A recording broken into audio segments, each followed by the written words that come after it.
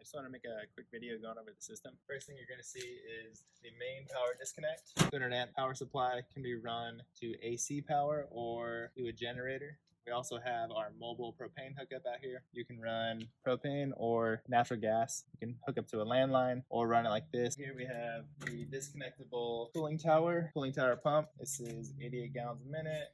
That's a 40-ton chiller. It's been upgraded to be more mobile.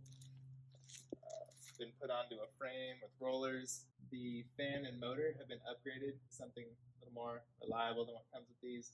A little more power, a little more CFM out of the fan, and incorporated some supports to go with that upgrade. This is where we connect the cooling tower. Everything is quick connect cam locks. Makes it really easy to disconnect and connect on site.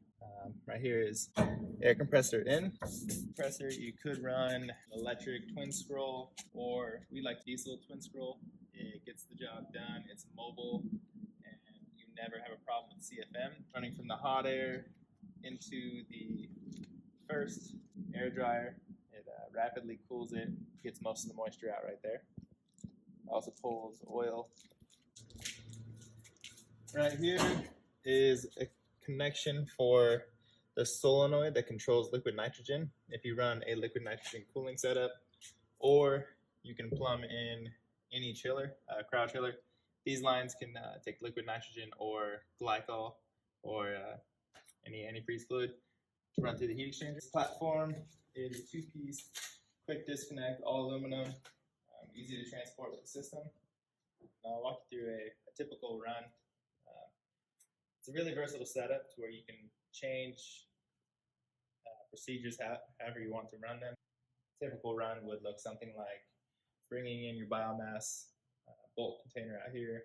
We would set a scale down and weigh out how much we want to run per batch. Bring the winch out.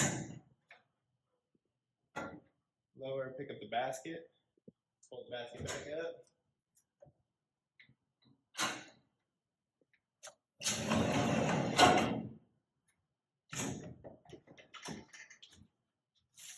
Open the batching tank. As you see right now, the last batch we ran is still in there. Pull the winch over, drop it, lower the basket into the tub. There's many ways about going about it. You can have if you're running a smaller batch, you can run just the tank full of ethanol solvent, whatever you're going to run, and chill it down, wait till it's at temperature, then drop the basket in, or you can cool the ethanol ahead of time in the ethanol storage tank and then run it through multiple passes. So after your batch is full and you're ready to start a batch, you come over to the HMI and you can go into main mode. You can have it in manual mode where you're going through testing out different operations, or in our set parameters, which you can adjust. Go into auto mode, come back to the main menu. And the batch, so right now it's set for 0 minutes. We can set the batch timer for 1 minute. Yeah, 1 minute batch timer. Come back out, and we would hit start batch.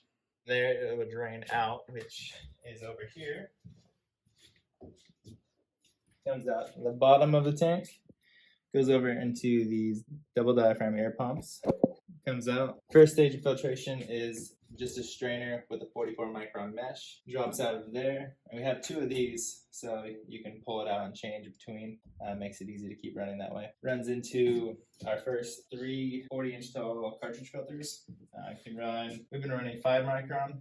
We run 1 micron. You can run 15 micron. Then it goes into your 2 lenticulars, where you can run an activated carbon and then follow it up with a diatomaceous earth. And then from there, runs around back over and fills up the tincture tank. This tincture tank is double wall jacketed. The jacket is hot water, so it'll take the cold tincture, start to heat it up, get it up to a set temperature that is in the parameters. We have it set at 60, and when 60 degrees is read at the temperature sensor, it will start the program for automatically pulsing through the FFE manifold. So at that point, it'll come through this pump. Will start pumping through this header manifold up here. Each one of these FFEs will pulse on for a set time, close, and it moves on to the next one. In between, you can set the dwell timing. What this does, what we found, is running just one FFE or just one chamber or running non-stop, it's really hard to keep up with vacuum. So this way, you're able to shut down the chamber that still has vacuum pulling on it while still running evaporation through another heat exchanger and then another and another. And by the time it gets back to the first one, you're back down to your original vacuum. And this keeps you at a high vacuum rate, which allows you to run lower temperatures and still get plenty of evaporation out of the setup. You can change the dwell time, you can change the pulse time, you can run multiple at a time if you want to run all four. For our current setup at just 26 as a vacuum and about 160 degrees, we're running 2 gallons a minute, and our condensation comes up and runs through this Alfa Laval braze plate. It's rated about a little under 1 million BTU, but just that heat exchanger with the cooling tower outside is enough to run this. It makes it an extremely efficient setup when you don't have a giant chiller running your condensation, when you don't have a boiler system that has to be keeping up with 180, 200 degrees, and the vacuum isn't anything insane, and it works really well. If you want to upgrade your utilities, if you want to go with a bigger chiller, more vacuum, more heat, you can add any utilities into the system and hop it up.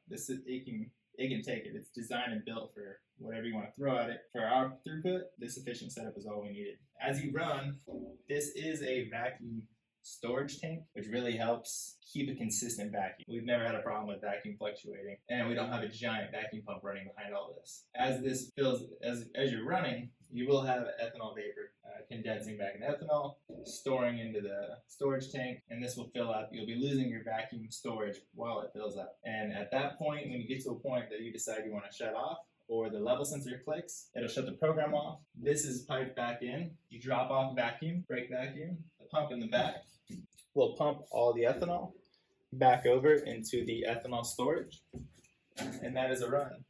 It's a pretty simple system. We've done what we can to make it as simple as possible, the least amount of parts to break.